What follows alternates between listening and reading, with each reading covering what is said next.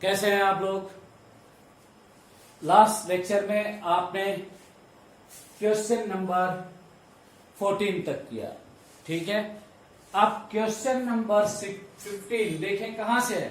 ये simply force time graph से है। कहां से है? फोर्स टाइम ग्राफ, जो इम्पल्स है। तो आप जानते हो impulse is equal to F into delta T, ये इशारा कर रहा है। तो आप देखें कॉन्सेप्ट सिंपली इतना है कि area of force time graph, ये क्या देता है आपको? Change in momentum which is impulse. So change in momentum which is equal to impulse, और ये 2007 में भी पूछा गया क्वेश्चन है। That will give you the impulse और चेंज इन मोमेंटम। अब momentum, change in momentum, impulse, ये वेक्टर क्वांटिटी है, वो भी पूछा गया क्वेश्चन है। तो टाइम एक्सिस के ऊपर जितना एरिया होगा ये पॉजिटिव होगा, और टाइम एक्सिस के नीचे जितना एरिया होगा वो निगेटिव होगा। तो ये एरिया A1 पॉजिटिव है, ये एरिया A2 पॉजिटिव है, लेकिन ये एरिया A3 क्या होगा? निगेटिव। तो साइन के साथ एरिया जोड़ दें। Hence I, which is impulse, also said to be change in momentum बराबर A1 plus A2 minus A3। अब ये A1 राइट एंगल ट्रायंगल है। राइट एंगल ट्रायंगल का एरिया क्या होता है? Half A into B। और ये रेक्टेंगल है, तो रेक्टेंगल का एरिया क्या होता है? A into B। और ये भी रेक्टेंगल है, तो इसका एरिया क्या होगा? A dash into B dash, ठीक है। तो यहां से 2 से 2 कट जाएगा, यानी +6 बचेगा, और ये निगेटिव एरिया है तो -6 +6 -6 से कट जाएगा, बचेगा कितना? 3 4 जा 12। यही चेंज इन मोमेंटम है। तो क्वेश्चन लेबोरियस भी नहीं है, ठीक है। और थोड़ा सा अगर आप कॉमन सेंस रखेंगे तो सीधे, यानी कोई भी चैप्टर पढ़ते हो तो कोई भी ग्राफ है उसका स्लोप क्या देगा ये ध्यान में रखना है, और उस ग्राफ का एरिया क्या देगा ये भी आपको ध्यान में रखना है। अब क्वेश्चन नंबर 16, ये भी 2014 AIPMT का क्वेश्चन है। क्वेश्चन क्या है आपका? कि कोई बलून है और इसमें m मास की गैस भरी हुई है। This is going down with the acceleration a। तो अगर इफेक्टिव एक्सीलरेशन कितना होगा? g भी नीचे की ओर लग रहा है और a भी एक्सीलरेशन, दोनों सेम डायरेक्शन में है। तो effective acceleration if particle accelerated downward, Newton's law of motion की जान है। कई केसेस मिलेंगे, ये लिफ्ट से भी जुड़े इसी बेस पे क्वेश्चन मिलेंगे। तो g माइनस a, और मास कितना है m, तो फोर्स कितना लग रहा है? F is equal to m into a, और a effective acceleration g minus a। अब मान लो इसमें से m डैश मास की गैस को निकाल दिया, m डैश रिमूव मास, तो नेट मास बचेगा कितना है? m minus m dash, m पहले था, और g नीचे की ओर है, a ऊपर की ओर है, तो ये अपोजिट डायरेक्शन में हो गया। इसलिए effective acceleration g minus minus a which is g plus a। अब फोर्स अपवर्ड डायरेक्शन में होगा, पहले नीचे था, अब फोर्स कितना होगा? Mass of m minus m dash, ये बचा हुआ मास है, इनटू एक्सीलरेशन कितना होगा? g plus a। पार्टिकल ऊपर जा रहा है इसलिए अपवर्ड डायरेक्शन शो किया गया है। तो दोनों मैग्नीट्यूड में बराबर होंगे, क्योंकि एक्सीलरेशन ऊपर जाने का नीचे जाने का सेम है इन मैग्नीट्यूड। तो सिंस दोनों फोर्स बराबर हैं, अब इसे इक्वेट कर दिया कि m into g minus a बराबर होगा m minus m dash into g plus a. अब इसे सिंप्लीफाई किया तो m डैश की वैल्यू निकाला, और m डैश की वैल्यू कितनी है? 2 into m into a divided by g plus a। Hence removed mass is 2ma divided by g plus a. Now next question.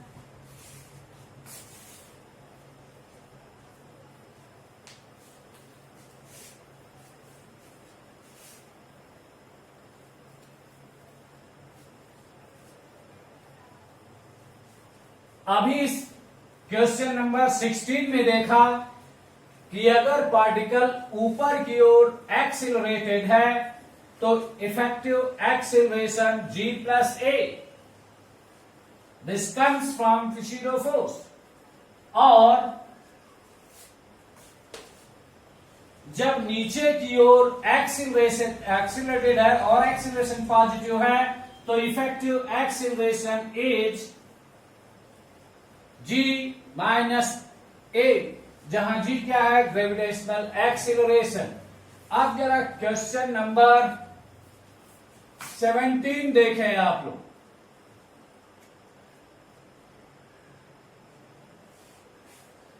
तो आपसे ये कहा जा रहा है कि 3 पार्टिकल हैं, मास m, 2m, 3m है। तो मास m attached with the string, mass 2m attached with the string, mass 3m, and it is pulled up with constant velocity v. अब ये अपवर्ड नहीं जा रहा है या किसी भी डायरेक्शन में जाए, लेकिन कांस्टेंट वेलोसिटी से चल रहा है। इसका मतलब क्या है?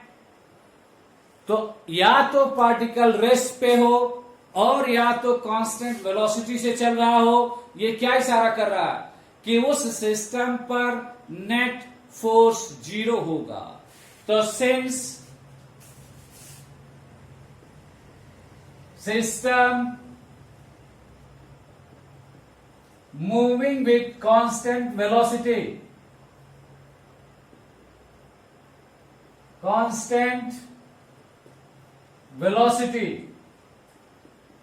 और ये इशारा कर रहा है कि acceleration of system is 0, hence force acting on system is 0। तो क्वेश्चन आपका ये पूछा गया है कि इस सिचुएशन में 2m मास पर कितना फोर्स होगा। तो force on particle of mass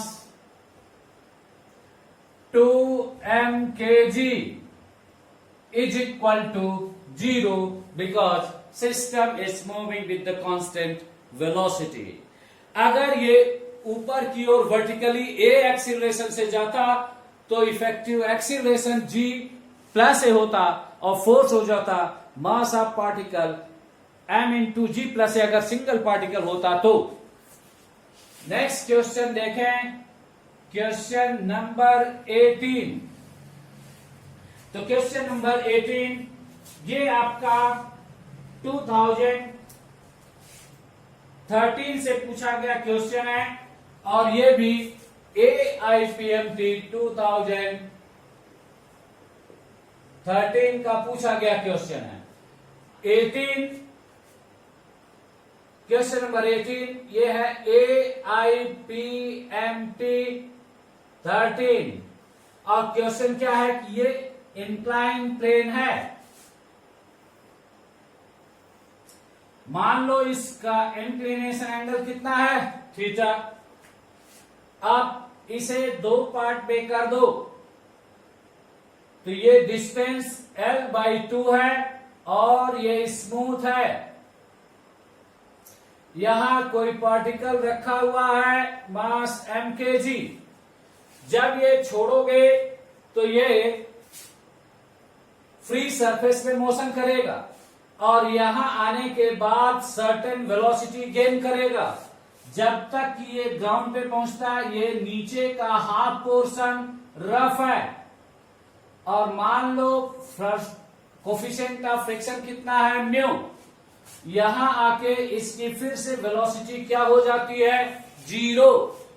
अब चाहे आप वेलोसिटी इक्वेशन आप मोशन से निकालें और या वर्क पावर एनर्जी में जाके इसे कम समय में भी कर सकते हो। तो कोई पार्टिकल 0 वेलोसिटी से यहां शुरू हुआ और यहां आकर के भी वेलोसिटी 0 हो गया, और ले जाने वाला कौन है, यानी gravitational force which is mg sin theta on incline plane. इसका मतलब work done by force mg sin theta.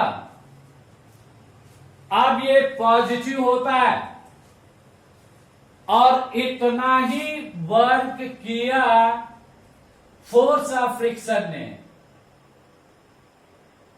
तो W फोर्स ऑफ फ्रिक्शन और ये दोनों मिलके क्या हो गए, 0। इसका मतलब ये है कि work done by force mg sin theta, तो वर्क होता क्या है, फोर्स इनटू डिस्प्लेसमेंट। तो फोर्स है mg sin थीटा और डिस्प्लेसमेंट कितना है, यहां से यहां तक की दूरी टोटल कितनी है, L इंटू डिस्प्लेसमेंट L। जितना इसने वर्क किया ये पॉजिटिव है, उतना ही वर्क निगेटिव किया फोर्स ऑफ फ्रिक्शन ने। तो फोर्स ऑफ फ्रिक्शन कितना होगा इंक्लाइन प्लेन पर, mu mg cos theta into displacement कितना है, L/2, और ये दोनों मिलके क्या हो जाएंगे, 0। पहले भी वर्क यानी इनर वेलोसिटी 0 थी और बाद में भी वेलोसिटी क्या हो गई, 0। तो mg से mg कटेगा और म्यू की वैल्यू होगी बराबर sine theta into L divided by cos theta into L/2। ये 2 ऊपर जाएगा तो mu is equal to 2 tan theta. और ये रिपीटेड कॉन्सेप्ट बेस्ड क्वेश्चन है, यहां कॉन्सेप्ट ही पूछा गया है।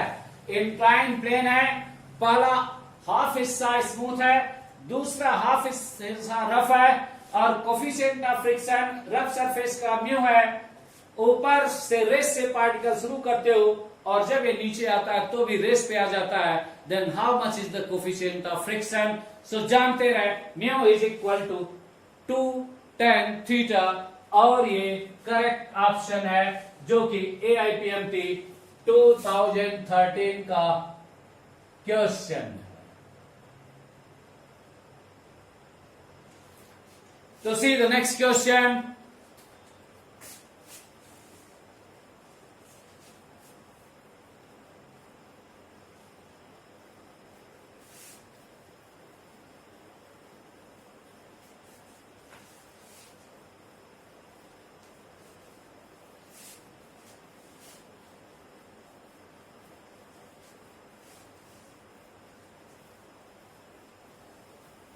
अब नेक्स्ट क्वेश्चन है आपका, दैट इज फ्रॉम एक्सप्लोजन। अगर ये कोई पार्टिकल है और दिस एक्सप्लोड्स इनटू 3 पार्ट, जिसमें 2 पार्ट एक ऊपर की ओर जा रहा है और दूसरा हॉरिजॉन्टल की ओर जा रहा है, यानी इनके बीच एंगल कितना है, 90 डिग्री, और इनके मास है।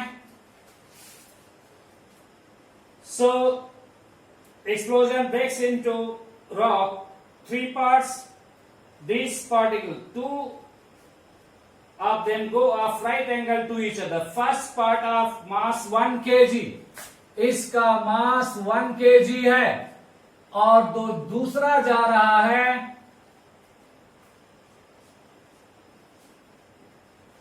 it has velocity mass 2 kg. This is moving with velocity 8 meter per second. And this is moving with velocity v is equal to 12 meter per second. And third part,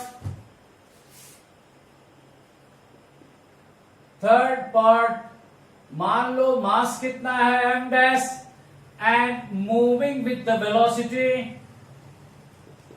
4 metre per second. तो how much is the mass m dash? तो कोई particle था, मास m kg था. इस explosion की वजह से इस रॉक के 3 टुकड़े हुए, जिसमें 2 टुकड़े हैं, 2 पीस हैं. एक का मास 1 kg है, दूसरे का मास 2 kg है, और दोनों एक दूसरे के परपेंडिकुलर चल रहे हैं. एक का मास वेलोसिटी है 12 मीटर पर सेकेंड, और जो 2 kg का मास है इसकी वेलोसिटी 8 मीटर पर सेकेंड. तब आप यहां कह सकते हो ये आपका momentum P1 which is mass 1 kg, P2 कह रहे हैं आप mass 2 kg into velocity 8 meter per second, and P1 which is mass 1 kg into velocity 12 meter per second. और तीसरा पार्टिकल उस डायरेक्शन में जाएगा जो दोनों के मोमेंटम के इक्वल एंड अपोजिट होगा. क्यों? क्योंकि पहले ये पार्टिकल रेस्ट में था. तो आपको कॉन्सेप्ट में एक लाइन जानना जरूरी है. कोलिजन की बात हम लोग कर ही चुके हैं, नोट, और नहीं बोलना एक्सप्लोजन इंटरनल प्रोसेस है. तो कोलिजन हो गया, एक्सप्लोजन हो गया, इंटरनल प्रोसेस है. और हेंस सिस्टम पर एक्सटर्नल फोर्स क्या है? 0. जब एक्सटर्नल फोर्स 0 है तो मोमेंटम क्या रहेगा? कंजर्व. और मोमेंटम कंजर्व है तो from law of conservation of momentum,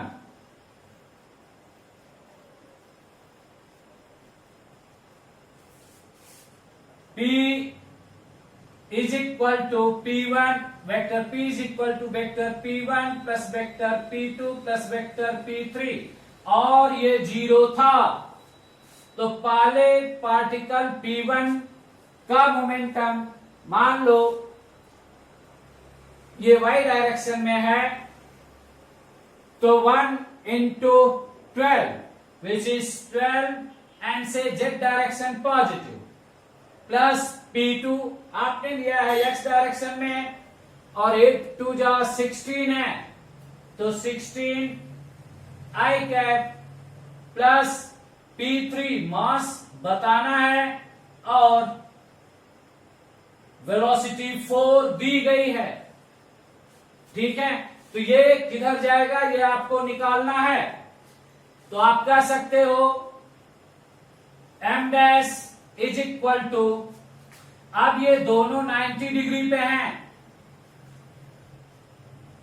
और z डायरेक्शन में 16 होगा. 8 into 2 is equal to 16. So m dash is equal to under root 16 whole square plus 12 whole square divided by 4. So, which is 20 divided by 4, which is equal to 5 kg. तो तीसरे particle का मास कितना है? 5 kg. और कहां से question है? Law of conservation of momentum, mass m dash is equal to 5 kg and velocity is equal to 4 meter per second. तो कुछ बात समझ में आई? ये था क्वेश्चन नंबर 18 जो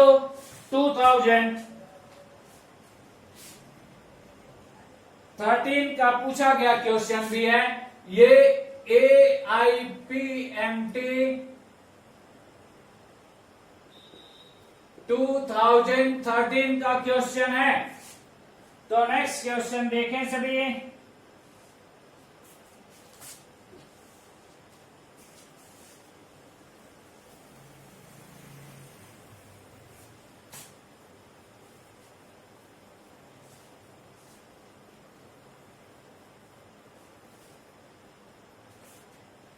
सॉरी, ये क्वेश्चन नंबर 19 था।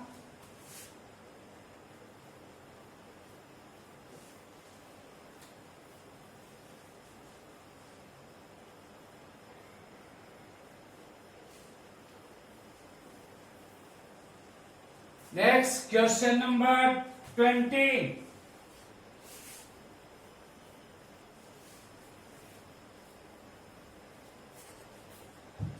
तो question number 20,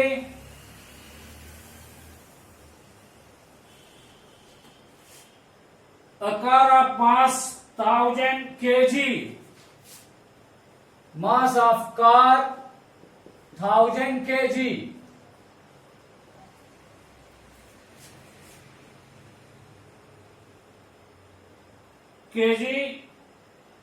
is traveling on a bank road, curve of radius 90 metre. ये बैंक रोड है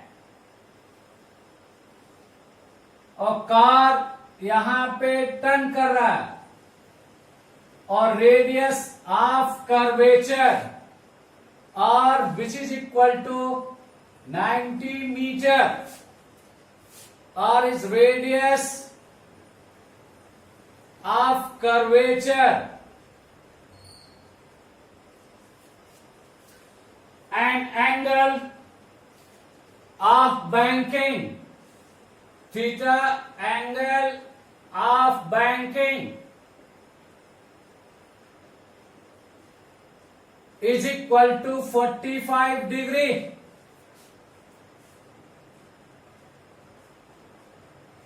45, then the speed at which car can turn। तो ये है टर्निंग ऑफ व्हीकल। अब या तो टू व्हीलर होगा या मोर देन टू व्हीलर होगा तो कार। अगर टू व्हीलर है, जैसे साइकिल चला रहे, स्कूटर चला रहे हो, तो बेंडिंग ऑफ द साइक्लिस्ट वो केस है। अब फोर व्हीलर आप बेंड होने से वो नहीं बेंड होगा, इसके लिए सड़क ही बेंड करना पड़ता है। तो सड़क को बेंड किया एंगल थीटा से, तो tangent of the angle of banking, tangent of the angle of banking is equal to, ये है सेफ वेलोसिटी। अगर बी सेफ वेलोसिटी है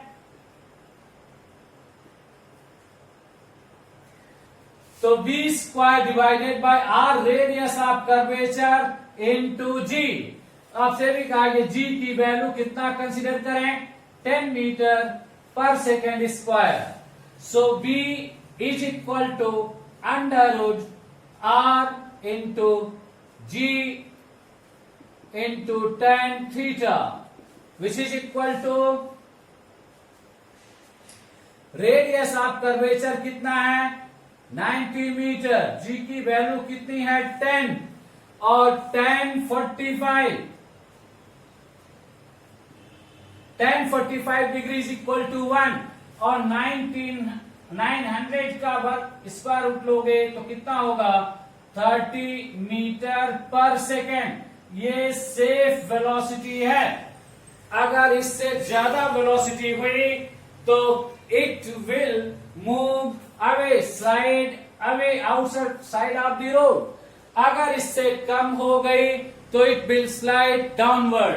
तो वो इस क्वेश्चन का हिस्सा नहीं है, ये सेफ वेलोसिटी है। फिर भी आप जानते रहें, अगर पार्टिकल कार की वेलोसिटी ग्रेटर देन 30 है, then sides up the incline plane slides outward और अगर v less than 30 metre per second है तो स्लाइड्स इनवर्ड, और तब इसे रोकने के लिए फोर्स ऑफ फ्रिक्शन सामने आता है। क्या ये बात समझ में आई? सो प्लीज सभी क्वेश्चन को ध्यान से पढ़ें, देखें, कॉन्सेप्ट को ध्यान में रखें, और जितने केस कराए गए हैं यहां कोई प्रॉब्लम होती है तो चैनल को सब्सक्राइब करें और अपने व्यू हमारे सामने रखें। डोंट हेजिटेट, कोई संकोच की बात नहीं है, ठीक है? Okay, see you, all the best.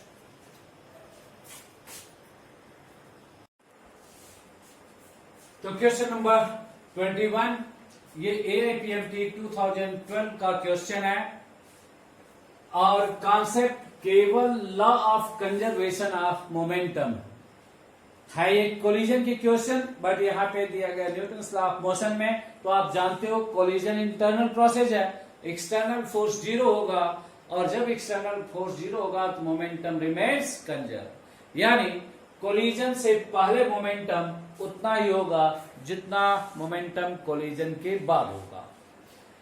तो एक बॉल m2 है, उसका मास है और वेलोसिटी v है, और ये x डायरेक्शन में जा रही है v वेलोसिटी से। m1 जो ब्लॉक A है ये रेस्ट पे है, इसकी वेलोसिटी 0 है।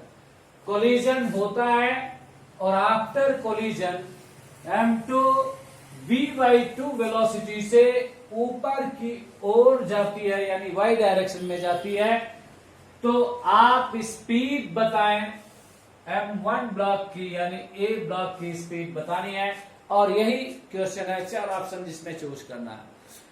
तो फ्रॉम कोलिजन इंटरनल प्रोसेस है, सिंपली आपको यूज करना है law of conservation of momentum, यानी मोमेंटम बिफोर कोलिजन बराबर होगा मोमेंटम आफ्टर कोलिजन। तो बिफोर कोलिजन m1 की वेलोसिटी 0 है, तो मोमेंटम क्या हो जाएगा, m1 इंटू 0, तो 0 हो जाएगा। बट m2 v वेलोसिटी से x डायरेक्शन में चल रहा है, तो इसका मोमेंटम क्या होगा, m2 इंटू v आई कैप पे इशारा कर रहा है कि x डायरेक्शन में चल रहा है। और कोलिजन के बाद मास m2 है, y डायरेक्शन में चल रहा है, वेलोसिटी कितनी है, v/2, और m1 किस डायरेक्शन में जाएगा ये पता नहीं है, इसलिए v1 इसकी वेलोसिटी फाइंड आउट करनी है, तो एज इट इज रखा आपने। यहां से आप वेलोसिटी को पोजीशन वेक्टर फॉर्म में लिख सकते हो। तो v1 बराबर, अब m1 से दोनों तरफ डिवाइड होगा, तो m2 divided by m1 into I cap, plus m2 divided by m1 into b divided by 2 j cap. अब जो ऑप्शन दिए गए हैं उन्हीं में से आपको चूज करना है।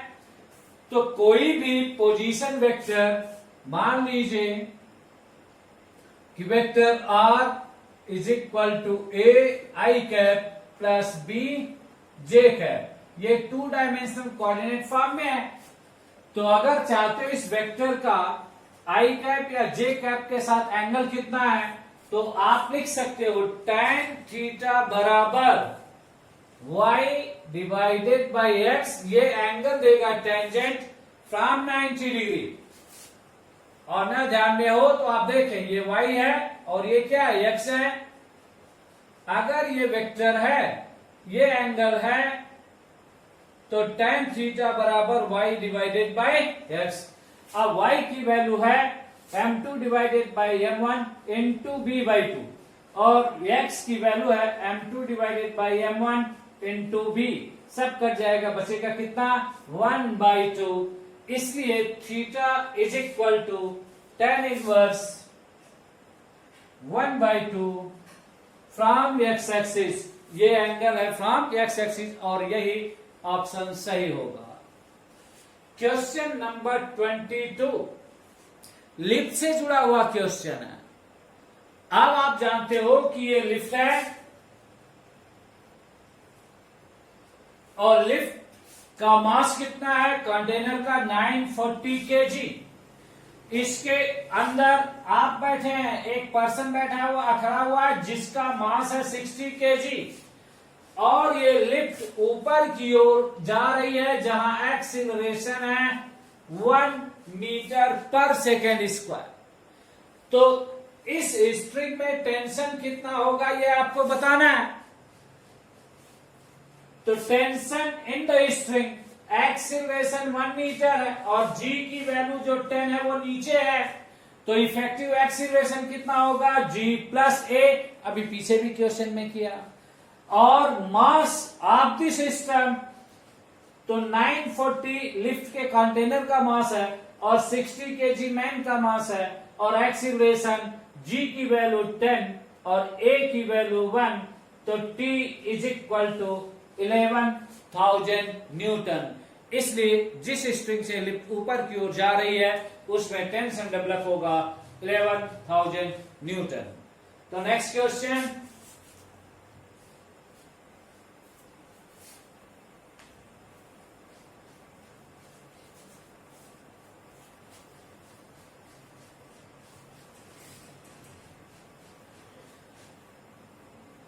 अब अगला क्वेश्चन भी पीसीडो फोर्स से है और ये लिफ्ट का क्वेश्चन, इफेक्टिव एक्सीलरेशन, ये भी पीसीडो फोर्स से, ये नॉन इनर्शियल फ्रेम से रिलेटेड है और उसे आप बढ़िया बेटर ढंग से समझ सकते हैं if you see the question. This question number 22,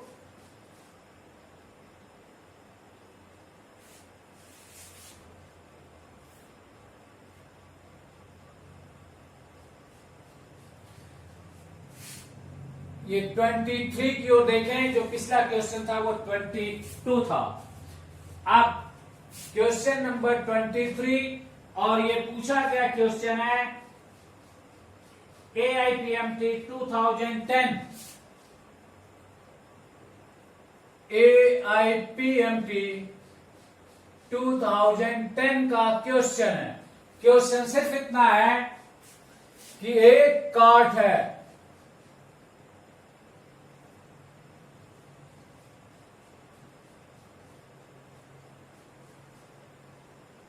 और ये फ्रिक्शनलेस सरफेस पे रखी गई है।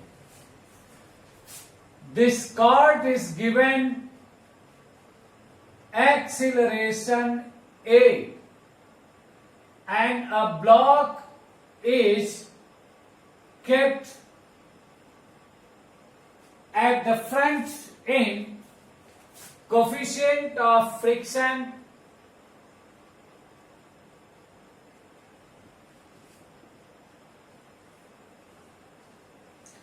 between card and block is equal to mu। अब अगर इस कार्ड को एक्सीलरेशन a देते हो तो इस ब्लॉक के ऊपर अगर देखें ये मास m है, तो it will experience Fishido force because m is in non-inertial frame. The m kg block is in non-inertial frame.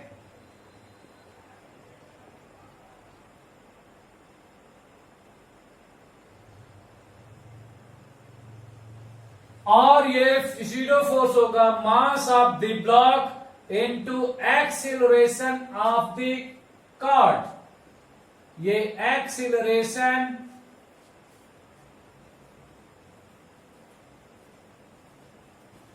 of card और तब ये वॉल रिएक्शन देगा और तो Fishido force which is acting over card because of the acceleration ma, ये action होगा तो ये कार्ड रिएक्शन देगा R and R is going to be equal to M into A।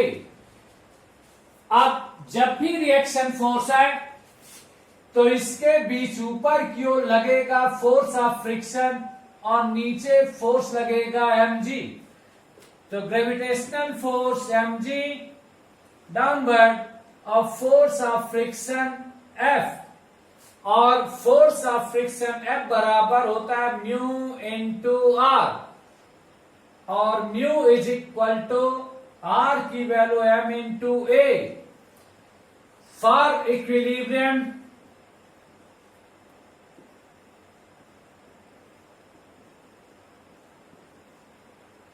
mu into ma, that has to be equal to m into g, यानी acceleration m से m कटेगा, has to be equal to g divided by mu।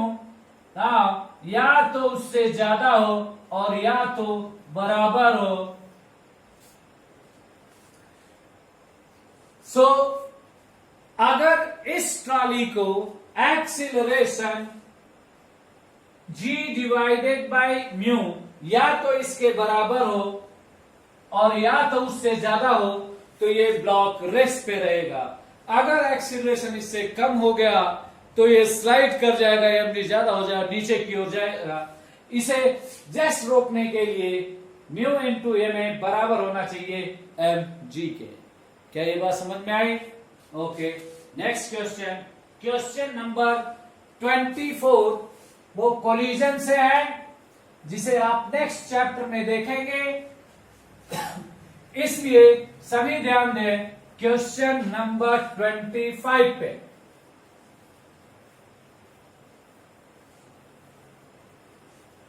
तो question number 25,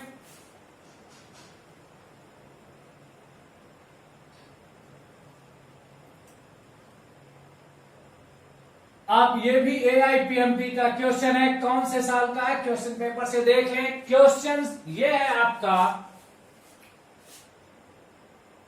कि ये ground है और यहां से 10 मीटर की हाइट पर कोई मैन खड़ा है। इस मैन का मास है 50 kg और ये ग्रेविटी फ्री स्पेस है, यानी कोई ग्रेविटेशनल फोर्स नहीं है। अब इसने नीचे की ओर थ्रो किया, mass of block is equal to 0.5 kg और स्पीड है 2 मीटर पर सेकेंड। तो कोई एक्सटर्नल फोर्स नहीं है। ये भी किससे है? Law of conservation of momentum. तो आप देख सकते हैं, पहचान सकते हैं, सबसे पहला केस इसीलिए कराया गया। जहां भी लॉ ऑफ कंजर्वेशन है, चाहे आप एंगुलर मोमेंटम की बात करें, चाहे आप लीनियर मोमेंटम की बात करें, चाहे आप चार्ज के कंजर्वेशन की बात करें या एनर्जी कंजर्वेशन, टॉप प्रायोरिटी में क्वेश्चन है। आप ग्रेविटी फ्री स्पेस कर दिया तो जैसे इसने ब्लॉक को थ्रो किया, मोमेंटम रिमेन सेम। तो since no external force,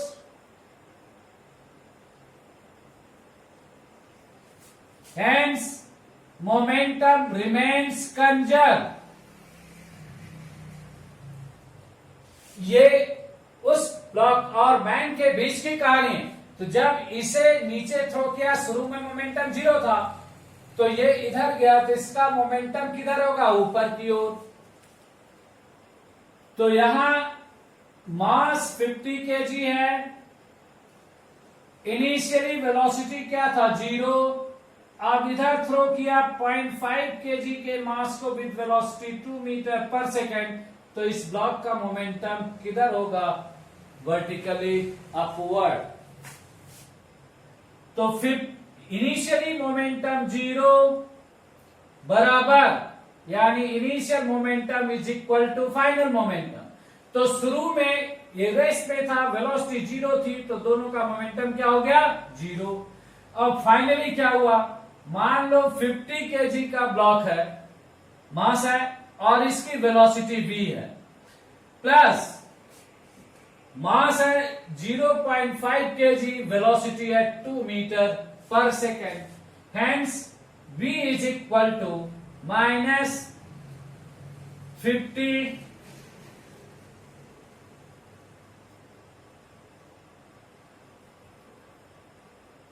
1/50 metre per second.